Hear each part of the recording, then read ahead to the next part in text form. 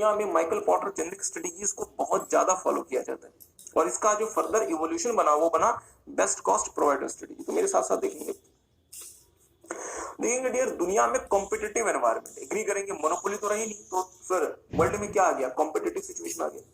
Competitive situation में दुनिया में सबसे बड़े, या सबसे बड़े भी कहना चलेगा, इससे सही ना हो, जो एक बहुत बड़े जो मतलब व्यक्ति हैं जो कि कॉम्पिटिटिव सिचुएशन में कंपनी को कैसे काम करना चाहिए उसे गाइड करते हैं, वो है डियर माइकल पोर्टर, जो बताते हैं कि कॉम्पिटिटिव सिचुएशन में कंपनी को किस तरीके से ऑपरेट करना चाहिए, कैसे काम करना चाहिए ताकि वो कंपटीशन को आसानी से डील कर सके, कंपटीशन को आसानी से मैनेज कर सके। जैसे आपने ऑलरेडी देखा है पॉटर्स 5 फोर्सेस मॉडल, जहां पे उन्होंने बताया था कि मार्केट में कंपटीशन कितना उसे पता कैसे करेंगे, पॉटर्स 5 फोर्सेस मॉडल से। इसी तरीके से यदि आपको किसी कॉम्पिटिटिव मार्केट प्लेस में डियर सर्वाइव करना है, क्योंकि आपको पता है डियर कॉम्पिटिटिव मार्केट प्लेस में सर्वाइव करना इतना आसान नहीं होता, बट यदि आपको किसी कॉम्पिटिटिव मार्केट प्लेस में सर्वाइव करना है तो माइकल पोर्टर ने कहा था कि सर जी 3 स्ट्रेटेजीज हो सकती है। एक का नाम है कॉस्ट लीडरशिप, दूसरे का नाम है डिफरेंशिएशन और तीसरे का नाम है फोकस। आप अपने हिसाब से तीनों में से कोई भी स्ट्रेटेजी अपना लो कॉम्पिटिटिव मार्केट प्लेस में सर्वाइव करने के लिए, ताकि आपको कॉम्पिटिटिव एडवांटेज मिले। ध्यान दीजिएगा, हमने आपको ऑलरेडी बताया हुआ है डियर कि कॉम्पिटिटिव मार्केट प्लेस में सर्वाइव करने के लिए बहुत जरूरी है कि आपके पास आपके कॉम्पिटिटर्स के मुकाबले कोई एडवांटेज है। जब तक आपके पास आपके कॉम्पिटिटर के मुकाबले एडवांटेज नहीं है, आपके लिए मार्केट में सर्वाइव करना बहुत ज्यादा मुश्किल हो जाएगा, बहुत ज्यादा डिफिकल्ट हो जाएगा। तो माइकल पोर्टर ने कहा कि भाई कंपनीज, यदि तुम कॉम्पिटिटिव सिचुएशन में काम करते हो, तुम्हारे पास 3 ऑप्शंस या 3 स्ट्रेटेजिक ऑल्टरनेट्स हैं। एक का नाम है कॉस्ट लीडरशिप, दूसरे का नाम है डिफरेंशिएशन और तीसरे का नाम है फोकस। तो अपने हिसाब से कोई भी अपना लो ताकि तुम्हें तुम्हारे कॉम्पिटिटर के मुकाबले एक एडवांटेज मिले। तो हम एक एक करके आपके साथ ये देखेंगे, और बहुत ध्यान देने वाली बात यह डियर कि इन तीनों को कहा जाता है माइकल पोर्टर जेनरिक स्ट्रेटेजीज, या फिर सिर्फ और सिर्फ जेनरिक स्ट्रेटेजीज। तो अगर एग्जाम में क्वेश्चन आ गया कि 3 प्रकार की जेनरिक स्ट्रेटेजीज कौन सी है, तो आपका आंसर क्या होगा, कॉस्ट लीडरशिप, डिफरेंशिएशन और फोकस। तो ये 3 हमारी जेनरिक स्ट्रेटेजीज कहलाती है। आई होप किसी को बात समझ में ठीक है। तो आगे देखेंगे डियर कॉस्ट लीडरशिप। ध्यान दीजिएगा, कॉस्ट का मतलब क्या होता है, खर्चा। आप ऑलरेडी आपने कॉस्ट में पीएचडी की है। ओके, मुझे बताएंगे what is the meaning of the term leadership. हम किसी चीज में लीड करते हैं, तो मुझे एक बात बताएं, कॉस्ट लीडरशिप का मतलब आपके हिसाब से खर्चा सबसे ज्यादा करने में हम लीड करते हैं, या सबसे कम कॉस्ट इंकर करके कुछ बनाने में हम लीड करते हैं। तो जी सबसे कम कॉस्ट इंकर करके कुछ प्रोड्यूस कैसे करना है उसमें हम लीड करते हैं। तो मुझे बताया ना, क्या कोई ऐसी कंपनी बहुत ज्यादा समझदार होगी जो सेम काम को करने में बहुत ज्यादा खर्चा इंकर कर दे और अपने आप को कंपनी और अपने आप को मार्केट में क्या बोले कि हम क्या है, हम मार्केट में लीडर है? क्या ऐसी कंपनी बहुत ज्यादा समझदार होगी? नहीं। तो सर जी कॉस्ट लीडर का मतलब क्या हुआ, ऐसी कंपनी जो कि मार्केट में बहुत कम खर्चे में काम कर सकती है कंपेयर टू इट्स कॉम्पिटिटर्स। मेरी बात पर ध्यान दीजिएगा। लेट्स से कि मैं ये मार्कर बनाता हूं, 4 कंपनी का मार्केट में जो मार्कर बनाती है, हर किसी की कॉस्ट आती है 16 रुपए। Michael Porter Generic Strategies. To gain competitive advantage in the competitive marketplace, Michael Porter has described 3 strategic alternatives that companies should follow, namely cost leadership, differentiation and focus strategy. ठीक है, इसका एक मैट्रिक्स है 3 boxes का। इसमें horizontal है strategic advantages, vertical access पे आएगा आपका स्ट्रैटेजिक टारगेट, ठीक है। और जो फर्स्ट बॉक्सेस है इसमें लाइक स्ट्रैटेजिक एडवांटेजेस जो हॉरिजेंटल का था उसके 2 पार्ट हैं। First one is uniqueness perceived by the customer और लो कॉस्ट लीडरशिप, ठीक है। और जो स्ट्रैटेजिक टारगेट है वर्टिकल एक्सेस का, उसका 2 कैटेगरी है, पर्टिकुलर सेगमेंट ओनली और इंडस्ट्री वाइड, ठीक है। तो अगर इंडस्ट्री वाइड है और यूनिकनेस है तो ये डिफरेंशिएशन वाला स्ट्रैटेजी हो जाएगा, और अगर इंडस्ट्री वाइड है और लो कॉस्ट है that is overall low cost ownership हो जाएगा, और जो नीचे वाला होगा वो फोकस होगा, ठीक है। तो फर्स्ट हम देखते हैं क्या cost leadership strategy. Cost leadership is one of the strategic alternative for gaining competitive advantages as described by Michael Porter. Cost leadership is one of the strategic alternative. वो एक स्ट्रैटेजिक अल्टरनेटिव है जो competitive advantages gain करने में help करती है, जो कि डिस्क्राइब की गई है by Michael Potter. Cost leadership means the lowest cost of operation in the industry, through which entity tries to underprice its competitor to gain market share and sales. Company usually achieve cost leadership due to its size, scale of operation, efficiency, learning, or experience curve. Cost leadership strategy is useful when industry is composed of buyers who are price sensitive and are not very much concerned about the differentiating feature, brand, or quality. Now, required skill resources and requirement for the cost leadership strategies. Sustain capital investment, tight cost control होना चाहिए, huge capital investment होना चाहिए, intensive labour supervision means labour supervision में ज़्यादा extra efforts देने पड़ेंगे, low cost production and distribution system, detailed cost report. ठीक है, फिर अब हम देखते हैं क्या second one is differentiation strategy.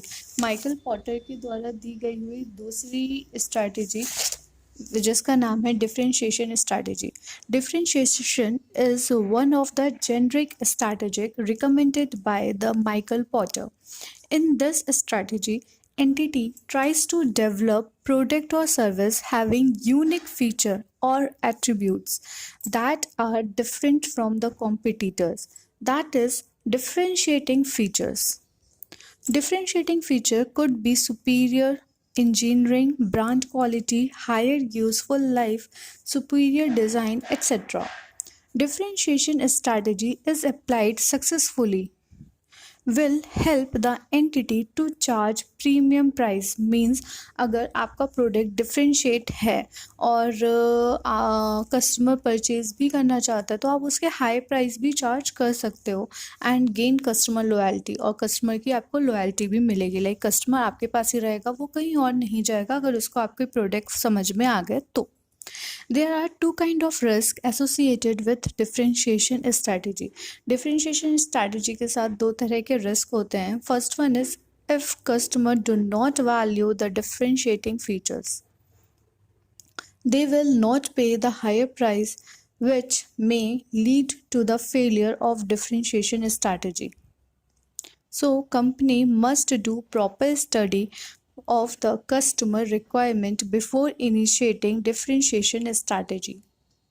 Second risk is differentiating feature may be easily copied by the competitor. Thus, uniqueness will be lost. Hence, company should ensure that differentiating feature cannot be easily copied by the competitors. Required skill resources requirement for the differentiation strategy। differentiation strategy को बनाने के लिए, उसको implement करने के लिए कौन कौन से skill और resources की requirement होगी। First one is strong innovation and research team, strong coordination among the R&D and other functions of the organization, strong marketing abilities, strong product design and engineering capabilities, ability to attract and retain highly skilled workforce. Now, third strategy given by the Michael Porter generic strategies is focus strategy. The strategy advocates that instead of targeting the entire or very big market segment, should focus on narrow market or industry segment and satisfy the needs and requirement of the customer better than the competitor who serve broader market। ठीक है, focus strategy का कहने का ये मतलब है कि आप एंटायर मार्केट पे फोकस ना करके आप एक नैरो मार्केट या एक इंडस्ट्री के सेगमेंट पे फोकस करो और कोशिश करो कि जो आपका कॉम्पिटिटर एंटायर मार्केट में या ब्रॉडर मार्केट में सर्व करता है, उससे ज़्यादा अच्छी सर्विसेज या उससे ज़्यादा अच्छे प्रोडक्ट्स आप अपने कस्टमर को सर्व करो. Focus strategy is generally pursued along with cost leadership or differentiation strategy. Risk of pursuing focus strategy are. अब फोकस स्ट्रैटेजी आप कर रहे हो तो उसके पीछे कुछ तो रिस्क होगा भी ना, तो वो रिस्क क्या होगा? Selected market may not be large enough, जो मार्केट आपने सेलेक्ट किया है वो ज़्यादा लार्ज ना हो. Competitor will recognise successful focus strategy and will copy it, और जो कॉम्पिटिटर्स हैं वो आपकी फोकस स्ट्रैटेजी को अंडरस्टैंड कर ले और उसे कॉपी कर ले. तो ये दो मेजर थ्रेट होते हैं इन फोकस स्ट्रैटेजीज. मैंने आपको पहले बताया था जो बेस्ट कॉस्ट प्रोवाइडर स्ट्रेटेजी है वो माइकल पॉटर जेनरिक स्ट्रेटेजी का है इवोल्यूशन, मतलब फर्दर इवोल्यूशन की बात है. ये थोड़ा सा ध्यान दीजिएगा. हमने आपको कहा कि जो हम फोकस अपनाएंगे, फोकस का मतलब क्या होता है? एक नैरो मार्केट. तो या तो वो होगा कॉस्ट लीडरशिप के साथ,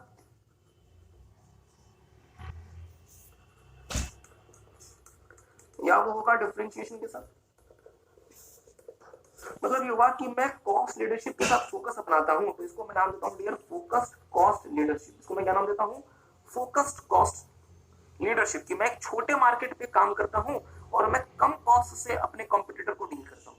दूसरा, यदि मैं फोकस स्ट्रेटेजी के साथ यदि मैं डिफरेंशिएशन अपनाता हूं तो इसका मतलब हुआ कि मैं एक छोटे मार्केट में काम करता हूं और डिफरेंशिएशन की मदद से अपने कॉम्पिटिटर को डील करता हूं. जैसे रोल्स रॉयस क्या करता है? 5 करोड़ की अल्ट्रा प्रीमियम कार बनाता है.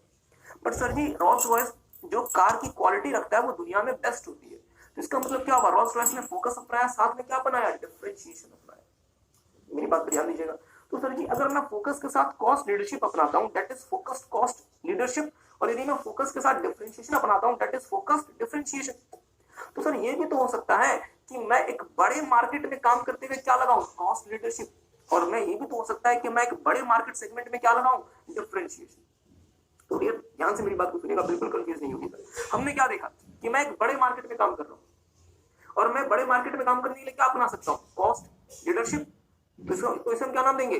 Overall cost leadership. मतलब मैं एक बड़े मार्केट में क्या लगाऊंगा? Cost leadership. और दूसरा, मैं एक बड़े मार्केट में काम करता हूं और मैं क्या अपनाता हूं? डिफरेंशिएशन. तो इसको हम क्या नाम देंगे? Broad differentiation. और दूसरा, यदि मैं एक छोटे मार्केट में चला गया, लेट्स से फोकस, तो फोकस के साथ में क्या लगाऊंगा? Cost leadership. इसको हम क्या नाम देंगे? Focused cost leadership. और यदि मैं लगाता हूं डिफरेंशिएशन तो इसको हम क्या नाम देंगे? Focused differentiation. तो यार हमारे पास 4 अलग अलग प्रकार की स्ट्रेटेजीज बन गई. किसी को बात समझ आई? मेरे साथ साथ देखेंगे बेस्ट कॉस्ट प्रोवाइडर स्ट्रेटेजी, इसके बाद वाला टॉपिक देखिएगा डियर ध्यान से. This strategy is the further evolution of Michael Potter generic strategy. ध्यान दीजिएगा, फर्दर इवोल्यूशन का मतलब होता है फर्दर ग्रोथ होना. इसमें आगे की लाइनें पढ़ने से पहले देखेंगे ओवरऑल लो कॉस्ट स्ट्रेटेजी. मतलब आप एक बड़े मार्केट में काम करते हैं और उस बड़े मार्केट में आप लो कॉस्ट बेसिस स्केल पे आप ऑपरेट करते हैं. Here entity tries to be overall low cost provider that targets a large market segment. Company tries to be the cost leader for all of its products or services it offers in the market. मतलब हम एक बड़ा market में, हम एक बड़े market में काम करते हैं और उस बड़े मार्केट में ही हम क्या करते हैं डियर? कम खर्चे में हम अपने कॉम्पिटिटर्स के मुकाबले हम कम खर्चे में ऑपरेट करते हैं. मीन्स हम ओवरऑल लो कॉस्ट प्रोड्यूसर है.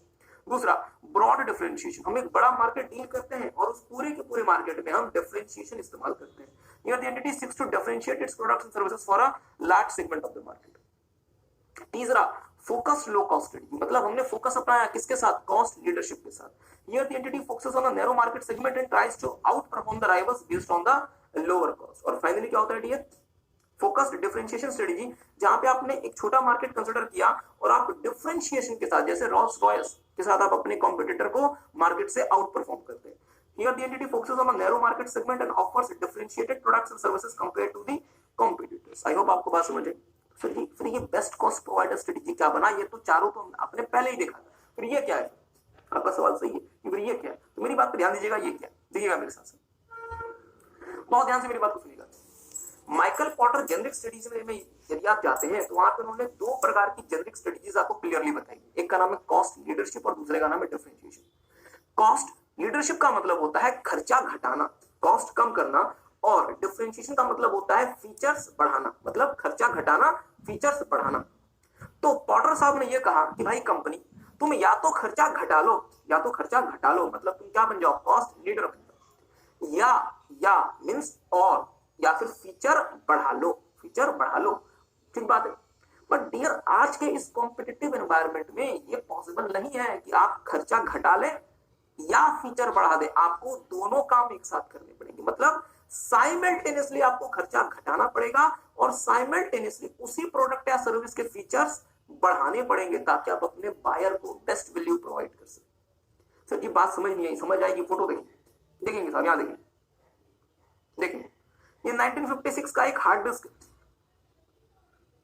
आपने अलमीरा देखी है लोहे की, कितनी बड़ी होती है, छोटी वाली अलमीरा, उतनी बड़ी हार्ड डिस्क है, 5 MB की साइज, 5 MB, और प्राइस कितना, $1,00,000 के आसपास। एक अलमीरा जितनी बड़ी हार्ड डिस्क, 5 MB के जितना बड़ा micro SD card dear, 128 GB, मतलब 5 MB से हजारों गुना ज्यादा कैपेसिटी इसमें। प्राइस कितना, $30। आई होप आपको बात समझ आए, मेरे साथ साथ देखेंगे। This is the strategy where the entity focuses on providing best possible value to the customers by offering products and services with lower cost and having upscaled features. The strategy advocates that entity should lower cost and increase features and attributes simultaneously. So the most important word is simultaneously. आपको features बढ़ाने हैं, खर्चा घटाना है, ताकि जो भी customer आपको पेमेंट कर रहा है उसके लिए कस्टमर को बेस्ट पॉसिबल वैल्यू मिल सके, जितनी भी बेहतरीन वैल्यू हो सकती है डियर वो मिल सके। तो एक काम करेंगे, टेक सम टाइम। सर जी किस लिए? एक बार बेस्ट कॉस्ट प्रोवाइडर स्ट्रेटजी को ध्यान से पढ़ लेंगे।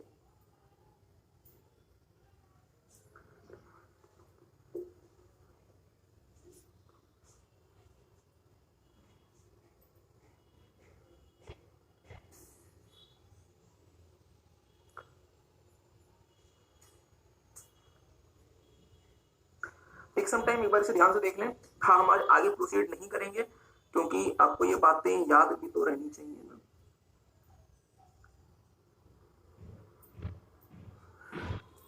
Okay, so take some time, एक बार देख लें।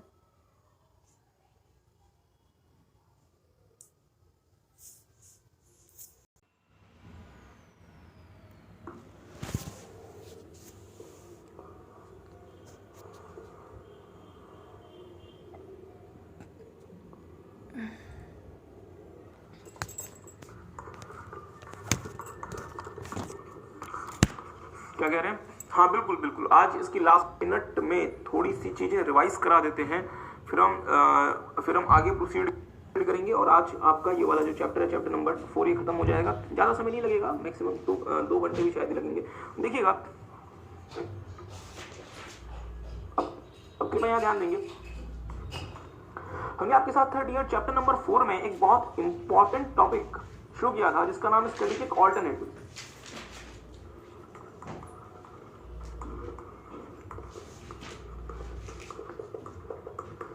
और हमने कहा था कि डियर 4 प्रकार के स्ट्रेटेजिक ऑल्टरनेट्स हैं। पहले का नाम है G&J, ग्लुक एंड जॉर्ज जेनरिक स्ट्रेटेजिक ऑल्टरनेट्स। दूसरे का नाम है माइकल पॉटर जेनरिक स्ट्रेटेजीज। तीसरे का नाम है बेस्ट कॉस्ट प्रोवाइडर स्ट्रेटेजी। और चौथे का नाम है डियर ग्रैंड या फिर डायरेक्शनल स्ट्रेटेजी।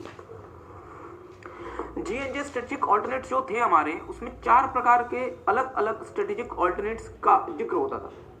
क्या क्या? सबसे पहला सर जी स्टेबिलिटी। स्टेबिलिटी स्ट्रेटेजी बेसिकली वो स्ट्रेटेजी होती है जो ये कहती है कि जितना मार्केट शेयर आपने अचीव कर लिया, जिस बिजनेस में आप हैं, जो प्रोडक्ट आप सेल कर रहे हैं, उसे ही कंटिन्यू करें। फर्दर नए मार्केट में नए प्रोडक्ट के साथ नया बिजनेस शुरू ना करें। मतलब यहाँ पे हम स्टेटस को मेंटेन करते हैं, बिजनेस को रिडिफाइन नहीं करना पड़ता, ज्यादा पैसा इन्वेस्ट नहीं करना पड़ता, रिस्क कम होता है, प्लेस सेफ स्ट्रेटेजी होती है, और हम अपने एग्जिस्टिंग रिसोर्सेज पे कंसंट्रेट करके उसे बेहतर तरीके से इस्तेमाल करते हैं, बेहतर तरीके से यूटिलाइज करते हैं। So that is our stability strategy. इसका जो अपोजिट एक तरह से हम कह सकते हैं, दैट इज एक्सपेंशन। और डियर G&J में जो एक्सपेंशन कहा गया था, उसके 2 प्रमुख एस्पेक्ट्स थे। पहला expansion through diversification, note vote नहीं करना, सिर्फ देख लें, expansion through diversification, expansion through diversification. और दूसरा expansion through mergers and acquisitions. और आपको पता है डियर, मर्जर्स एंड एक्विजिशंस दो प्रमुख रीजंस की वजह से किए जाते हैं। क्या क्या? एक तो सर जी हमें ग्रोथ मिलेगी और दूसरा हमें सिनर्जी मिलेगी। हमें ग्रोथ मिलेगी और दूसरा हमें सिनर्जीज मिलेंगे। ठीक बात। Then we have seen retrenchment. Retrenchment में हमने देखा डियर, तीन प्रकार की रिट्रेंचमेंट स्ट्रेटेजीज हो सकती हैं, टर्न अराउंड, डाइवेस्टमेंट और लिक्विडेशन। और लास्ट में हमने देखा था कॉम्बिनेशन, जहां पे आप एक से अधिक प्रकार की स्ट्रेटेजी किसी भी प्रमोटेशन कॉम्बिनेशन में इस्तेमाल करते हैं। हो सकता है आप स्टेबिलिटी प्लस एक्सपेंशन यूज करें, एक्सपेंशन प्लस रिट्रेंचमेंट यूज करें, स्टेबिलिटी प्लस रिट्रेंचमेंट यूज करें, कुछ भी यूज करें, means you are using more than one type of strategy, that is known as you are using the combination strategy. I hope आपको बात समझ आई। शुक्रिया। तो डियर हमने क्या देखा कि जो हमारा G&J है इसी का फर्दर एक्सप्लेनेशन है, हम इवोल्यूशन नहीं कह रहे, इसी को फर्दर एक्सप्लेन किया गया है ग्रैंड या फिर डायरेक्शनल स्ट्रेटेजीज में। इसको डियर मास्टर स्ट्रेटेजी भी कह सकते हैं। Then we have seen Michael Porter generic strategies, और हमने देखा कि जो मींस कॉम्पिटिटिव एनवायरनमेंट के जो सबसे बड़े मास्टर हैं ही इज माइकल पॉटर, और उन्होंने कहा कि डियर अगर आप एक कॉम्पिटिटिव सिचुएशन में काम कर रहे हैं, काम करना बहुत मुश्किल है, तो तीन प्रकार के स्ट्रेटेजिक ऑल्टरनेट्स हैं आपके पास जिनको हम जेनेरिक स्ट्रेटेजीज कहते हैं, उसे इस्तेमाल करें और कॉम्पिटिटिव सिचुएशन में काम करें।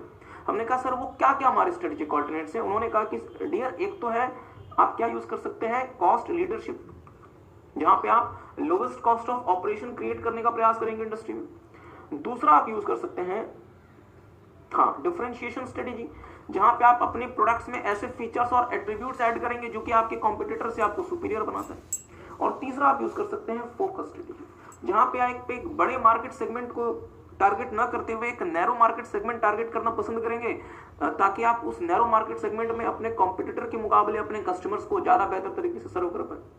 पर सर जी एक कैच का मतलब एक इश्यू है, जो फोकस स्ट्रेटेजी होता है वो कॉस्ट लीडरशिप के साथ या डिफरेंशिएशन के साथ मिलकर होता है। क्योंकि आप खुद सोचे ना कि क्या मैं सिर्फ इस वजह से फरारी या पोर्शे से कार परचेज कर लूंगा कि वो एक छोटे मार्केट में काम करती है, या मैं बोलूंगा कि अगर हम आपसे कुछ परचेज कर रहे हैं तो उसमें कुछ यूनिक फीचर्स दिखाओ या उसमें कुछ कॉस्ट हमें कम दिखाओ बाकियों से, तभी तो हम आपके पास आएंगे, अदरवाइज हम आपके पास क्यों आएंगे? ठीक है।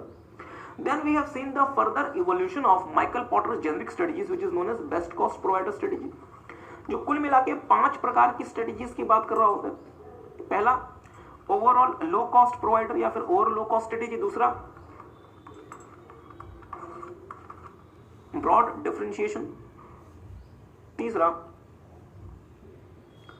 फोकस्ड कॉस्ट लीडरशिप, और चौथा फोकस्ड डिफरेंशिएशन, और सबसे महत्वपूर्ण बेस्ट कॉस्ट प्रोवाइडर स्ट्रेटेजी, जो ये कहता है कि हमें कॉन्टिन्यूस बेसिस पे अपने फीचर्स अपस्केल करने हैं और अपनी कॉस्ट डाउन स्केल करनी है, ताकि हम अपने कस्टमर्स को बेस्ट वैल्यू प्रोवाइड कर सकें against the money he is paying to us. ठीक बात है डियर। मेरे साथ साथ थोड़ा सा हम आगे प्रोसीड करेंगे, हमने आपके साथ यहाँ तक कर लिया था। चलिए तो एक क्वेश्चन करें, चलो तो एक काम करेंगे, बिल्कुल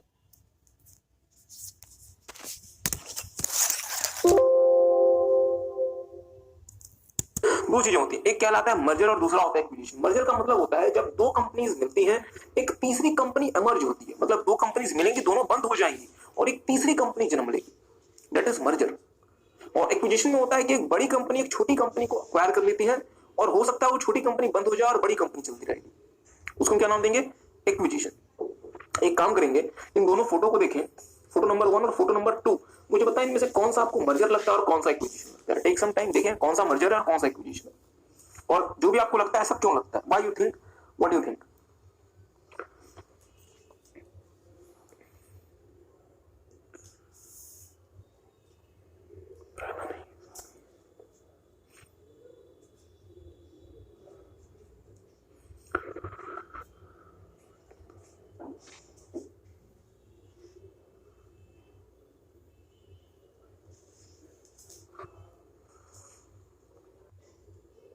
क्या है एक्विजिशन? क्योंकि यहाँ पे एक बड़ी कंपनी क्या कर रही है, छोटी कंपनी को ओवरटेक कर रही है या फिर मतलब टेक ओवर कर रही है। जहां पे एक फाइनेंशियल स्ट्रॉन्ग कंपनी छोटी कंपनी को टेक ओवर कर रही है, और दूसरे वाला क्या है? मर्जर। देखेंगे मेन, और आपको पता है डियर मर्जर और एक्विजिशन के दो प्रमुख पर्पस होते हैं, एक होता है ग्रोथ और दूसरा होता है हमारी सिनर्जीज। ठीक बात। Many organizations, in order to achieve growth or for diversification, uses strategies such as mergers and acquisitions. Merger and acquisitions are defined as a process of combining two or more organizations together merger में दोनों पुरानी company बंद होकर तीसरी नई company register हो जाएगी ROC से, और एक्विजिशन में जो स्ट्रॉन्ग कंपनी है वो चलती रहेगी और छोटी कंपनी शायद बंद हो जाए। There is a difference between them. Merger is considered to be a process where two or more companies come together and a new entity is created. मतलब दो कंपनीज आपस में मर्ज हो जाएंगी और वो दोनों बंद हो जाएंगी, नई कंपनी क्रिएट हो जाएगी। On the other hand, when one organization takes over the other and controls its operation, it is acquisition. अब क्या होगा डियर, ये जो छोटी कंपनी है अब इसका सेपरेट एग्जिस्टेंस एज सच नहीं रहेगा, क्योंकि इसके बारे में सारे के सारे फैसले कौन लेगी, ये बड़ी कंपनी लेगी। और ये बड़ी कंपनी एक तरह से पावरफुल और ज्यादा बन गई और छोटी कंपनी का एग्जिस्टेंस हो सकता है खत्म हो जाए। भले ये कंपनी हो सकता है, भले ये कंपनी अभी भी आरओसी के पास रजिस्टर्ड हो, हम कंपनी को हो सकता है कि रजिस्टर्ड ही रखें, पर सर की जितनी भी डिसीजन मेकिंग की पावर होगी वो सारी की सारी किसके पास होगी, बड़ी कंपनी के पास होगी। Okay. In acquisition, one strong company acquires the weaker one. The combined operation then runs under the name of the powerful entity. Okay. अब मेरी बात पर डियर ध्यान दीजिएगा, यहाँ पे आपने देखा कि मर्जर हम ग्रोथ के लिए करते हैं, पर सर जी ग्रोथ के अलावा मर्जर्स और एक्विजिशंस आप किस लिए करते हैं, for the purpose of synergies between the acquired company and the acquirer company.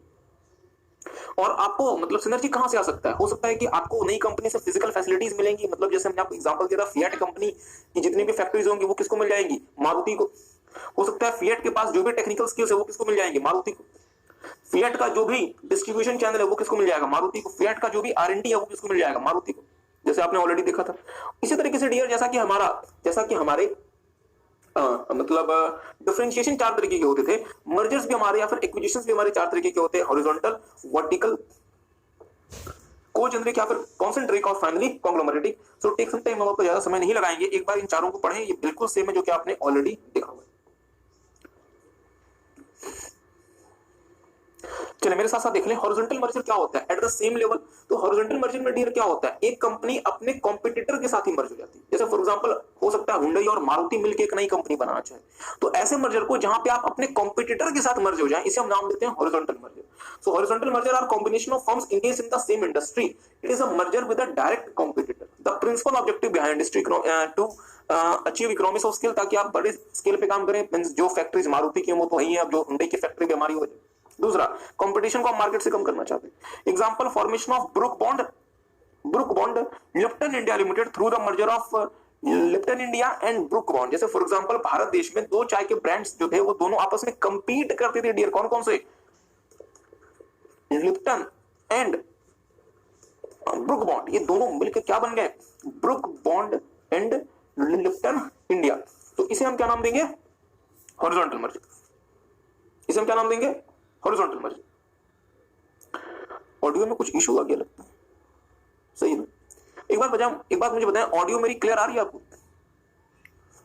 नहीं मतलब ऑडियो क्लियर है मेरी, ओके चले, बहुत अच्छी बात है। अब ये दूसरा होता है वर्टिकल मर्जर। वर्टिकल मर्जर क्या होता है, जहां पे आप अपने वैल्यू चेन के किसी नई कंपनी के साथ मर्ज हो जाए या उसे अक्वायर करनी। जैसे फॉर एग्जांपल मान लीजिए कि मारुति कंपनी क्या करी, जो कि कार बनाती है, मारुति ने एमआरएफ को अक्वायर कर लिया या मारुति एमआरएफ के साथ मर्ज हो जाएगा, तो इसे आप क्या नाम देंगे, वर्टिकल मर्जर। और यदि मारुति एमआरएफ के साथ मर्ज हो रहा है तो ये बैकवर्ड हो गया।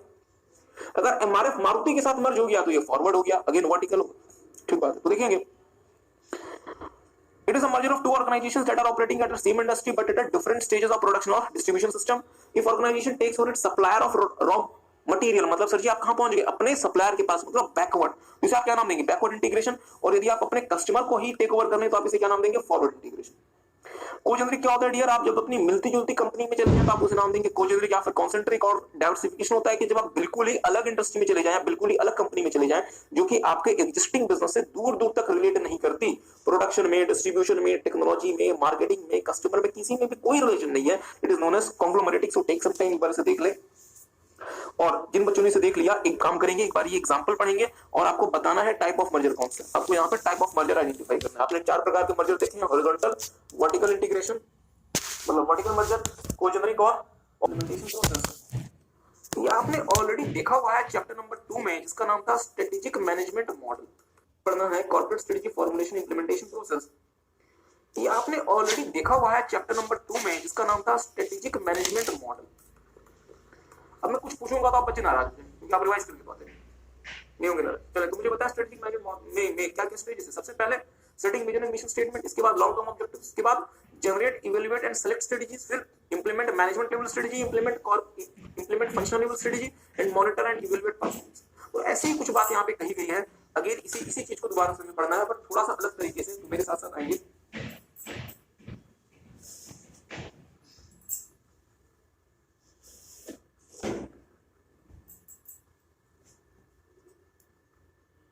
साथ साथ देखेंगे,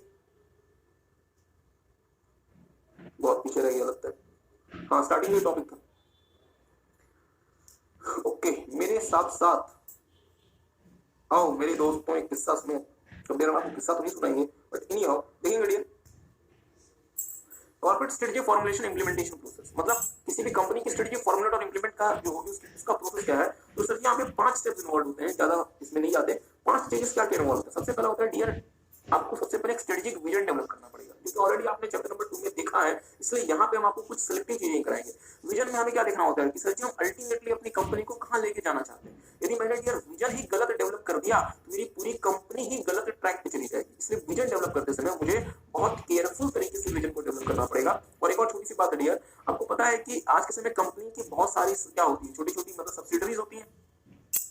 अब मेरी बात पे ध्यान दीजिएगा, आपको पता है डियर कंपनी और उसकी सब्सिडरी सेपरेट लीगल एंटिटी होगी, क्योंकि हमारा जो देश का जो मतलब कंपनी है तो वो क्या कहता है कि भले आप किसी कंपनी की होल्डिंग है, मतलब भले आप किसी कंपनी की होल्डिंग है, बाकी कंपनी अगर आपसे वो अलग है तो उसकी अपनी अलग एग्जिस्टेंस है, मतलब सेपरेट लीगल एंटिटी। तो अब सर जी यदि मेरी कंपनी होल्डिंग है, दूसरी कंपनी सब्सिडरी है, तो दोनों में अगेन क्या है डियर, सेपरेट लीगल एंटिटीज है दोनों। तो दोनों, अब मुझे एक बात सोच के बताएं, होल्डिंग का जो विजन बनेगा और सब्सिडरी का जो विजन बनेगा, मैं ये नहीं कह रहा कि होल्डिंग का विजन और सब्सिडरी का विजन दोनों 100% सिमिलर होना चाहिए, बट क्या दोनों कॉन्ट्राडिक्शन में चला जाए। होल्डिंग का विजन और सब्सिडरी का विजन क्या दोनों कॉन्ट्राडिक्शन में चला जाए, या होल्डिंग और सब्सिडरी के विजन में कुछ समानताएं होनी चाहिए, समानताएं होनी चाहिए। मतलब सर जी जो हमारे सब्सिडरीज का जो विजन है वो हमारे ओवरऑल होल्डिंग के विजन में भी फिट बैठना चाहिए। एग्री करते हैं?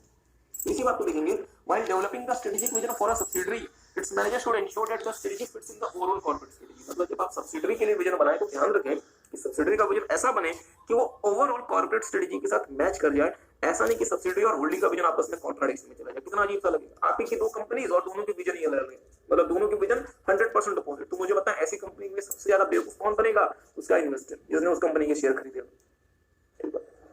ओके, तो डियर सबसे पहले हम स्ट्रेटजी को बनाते हैं, दूसरा अब अपने ऑब्जेक्टिव को सेट करते हैं। तो डियर थोड़ा सा ध्यान दीजिएगा, चैप्टर नंबर 4 में जो हम आपके साथ कर रहे हैं topic corporate strategy formulation implementation process, इसमें डियर एक ये स्टेज 2 इंपॉर्टेंट है जिसके एग्जाम में क्वेश्चन आते हैं, और दूसरा डियर क्राफ्टिंग नहीं, स्टेज 4 इंपॉर्टेंट। बाकी इसमें एज इट इज कभी ये क्वेश्चन नहीं आया कि कॉर्पोरेट स्ट्रेटजी इंप्लीमेंटेशन फॉर्मुलेशन का प्रोसेस लिखें।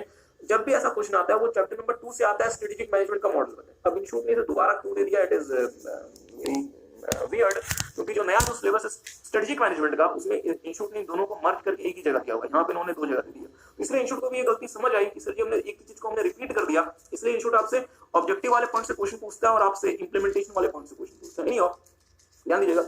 ऑब्जेक्टिव क्या होता है डियर, स्पेसिफिक परफॉर्मेंस टारगेट्स जो आप अचीव करना चाहते हैं। जैसे फॉर एग्जांपल हमने अपना विजन सेट कर लिया कि हमें 2040 तक नंबर 1 कंपनी बनना है, तो सर जी 2022 तक हम 15% मार्केट शेयर अचीव करना चाहते हैं, तो ये हमारी ऑब्जेक्टिव बन गई। एक खास बात, बहुत खास बात है dear, balanced score card approach. इसको आप डिटेल में पढ़ेंगे सीए फाइनल में। मेरी बात पे डियर बहुत ज्यादा ध्यान दीजिएगा, balanced score card approach. Balanced का मतलब क्या होता है, बैलेंस का मतलब क्या होता है, किसी भी एक चीज का एक्सेसिव, कोई भी एक चीज एक्सेसिव नहीं हो जाए। बैलेंस का मतलब होता है जहां पे हर चीज हो पर सर जी बराबर मात्रा में। होता क्या था डियर, बहुत ध्यान से मेरी बात सुनिएगा, कंपनी जो होती थी वो सिर्फ और सिर्फ फाइनेंशियल ऑब्जेक्टिव पे फोकस करती थी। मतलब मान लीजिए कि 2 कंपनी है, ए और बी।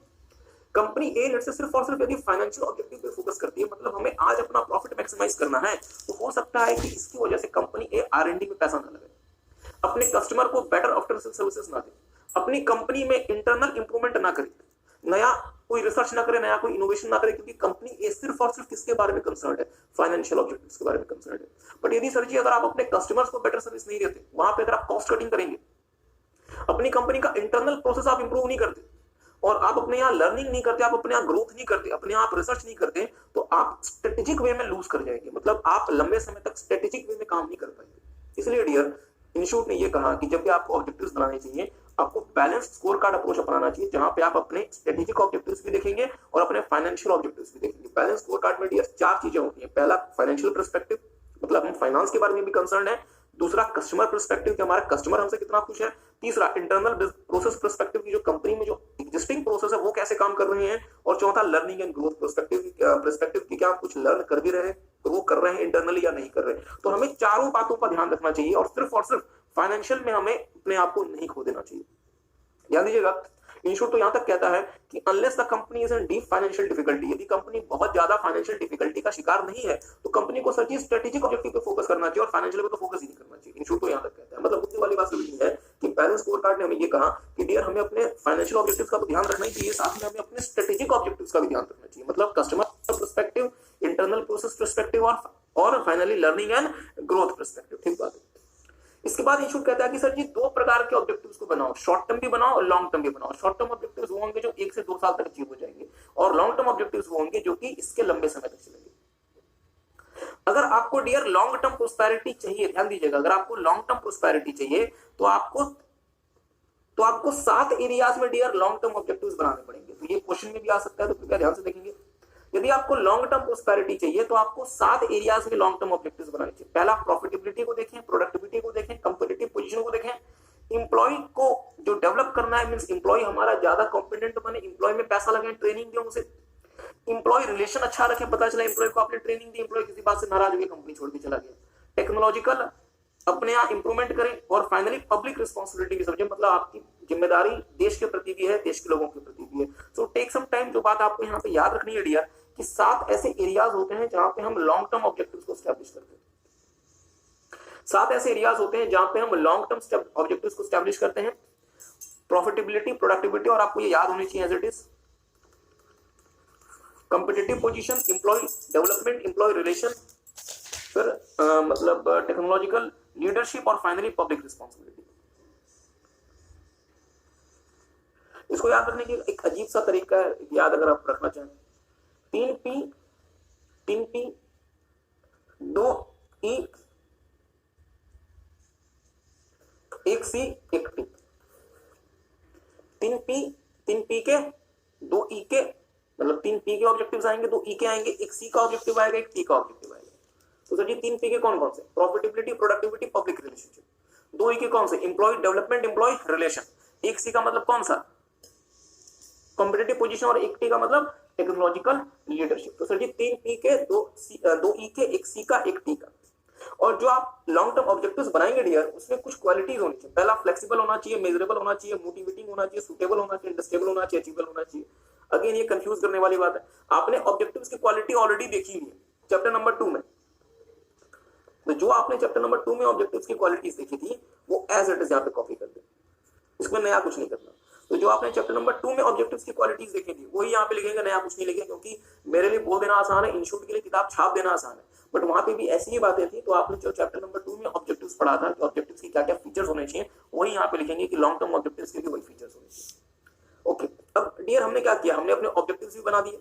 तीसरा, अब हम स्ट्रेटेजी क्राफ्ट करेंगे। ध्यान दीजिएगा डियर, स्ट्रेटेजी के बारे में हमें 3 बातें, 3 जगह से हम स्ट्रेटेजी के लिए इनपुट लाएंगे। पहला, सबसे पहले हमें हमारी स्ट्रेंथ और वीकनेस पता होनी चाहिए। एग्री करते हैं?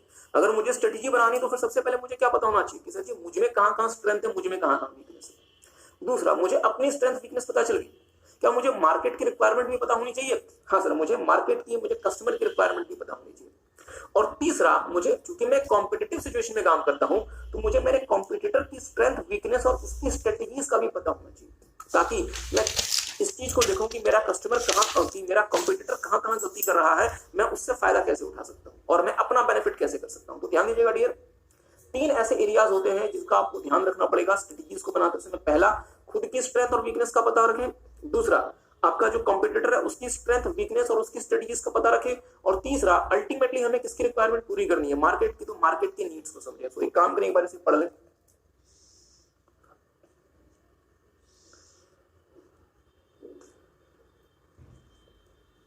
ओके, अब मेरी बात पे ध्यान दीजिएगा, ये सबसे इंपॉर्टेंट है, इंप्लीमेंटेशन एंड एग्जीक्यूटिंग स्ट्रेटेजी, और हम चैप्टर नंबर 6 करेंगे पूरा का पूरा इसके लिए। बट एनी हाउ, अगर आप स्ट्रेटेजी फॉर्मुलेट कर देते हैं डियर, तो फॉर्मुलेट कर देने से काम नहीं चल जाता, उसे इंप्लीमेंट करना पड़ता है, उसे एग्जीक्यूट करना पड़ता है। इंश्योर्ड कहता है कि सर जी स्ट्रेटेजी फॉर्मुलेशन तो सिर्फ एक एस्पेक्ट है, एग्जीक्यूशन उससे ज्यादा महत्वपूर्ण होता है। और जब भी आप स्ट्रेटेजी को एग्जीक्यूट करेंगे, इन 6 बातों का ध्यान रखेंगे। पहला, staffing the organisation with the needed skill, company में जो भी रिक्वायरमेंट है उसके हिसाब से स्टाफ होना चाहिए जो काम करेगा, स्ट्रेटेजी एग्जीक्यूट करेगा। दूसरा, developing budget to provide resources. तीसरा, पुश फॉर कॉन्टिन्यूअस इंप्रूवमेंट। चौथा, motivating people to achieve target. पांचवा, टाइंग रिवॉर्ड विद परफॉर्मेंस। और छठा, creating a suitable work climate. हाँ, इसको याद रखने का हम आपको छोटा सा एक रास्ता बताएंगे। सो एक काम करें, एक बार ये 6 स्ट्रेटेजी एग्जीक्यूशन एस्पेक्ट्स को पढ़ लें।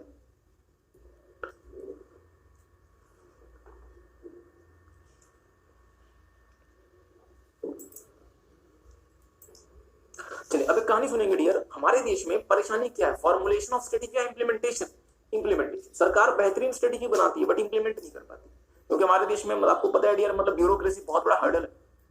अब आपने अपने घर के बाहर, जहां भी आपका होम टाउन है, आप वहां पे गए, उसके बगल में एक सरकारी ऑफिस पड़ता था, उसके बाहर लिखा था कि हम मेक इन इंडिया करते हैं। आप ऑफिस में गए, ऑफिस में काम ही नहीं हो रहा था। आप वहां गए, आपने लोगों को वहां जाके मोटिवेट करना शुरू किया, क्योंकि सर जी आप सीए कर रहे हैं, आप भविष्य के चार्टर्ड अकाउंटेंट है, देश का भविष्य। मतलब आपने वहां जाके लोगों को क्या करना शुरू किया, motivating people to achieve targets.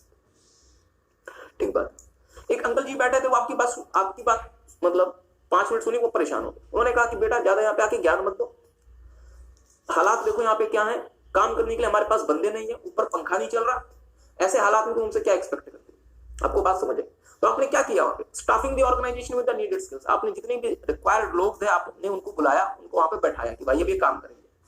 आपने उन लोगों के लिए बजट्स बनवाए सरकार से, ताकि रिसोर्सेस प्रोवाइड किए जा सके, पंखा लगाया जा सके, फिल्टर लगाया जा सके, पानी का टी मशीन लगाई जा सके, कॉफी मशीन लगाई जा सके। क्या कह रहे हैं? हाँ ये बहुत अच्छा कि सर जी मतलब पिज्जा मशीन लगाई जा सके। इतना करके आपने डियर क्या किया, एक सुटेबल वर्क क्लाइमेट क्रिएट किया, creating a suitable work climate. Agree करते हैं? इसके बावजूद वो काम नहीं कर रहे, तो फिर आप क्या करेंगे, पुशिंग फॉर कॉन्टिन्यूस इंप्रूवमेंट कि सर जी कुछ करो, आगे कुछ तो बढ़ो, इतना कुछ करके दे दिया, पुशिंग फॉर कॉन्टिन्यूस इंप्रूवमेंट। इसके बाद भी जब उन्होंने कुछ भी साइन शो नहीं किया, वो नहीं मतलब सुधरे, तो आपने आखिरी में क्या किया, आपने कहा कि रिवॉर्ड उसी को मिलेगा जो परफॉर्म करेगा, tying reward directly to performance. तो सर जी कहानी क्या बनती है, ध्यान दीजिएगा। आप उस ऑफिस में गए, सबसे पहले आपने मोटिवेट किया, motivating people to achieve targets.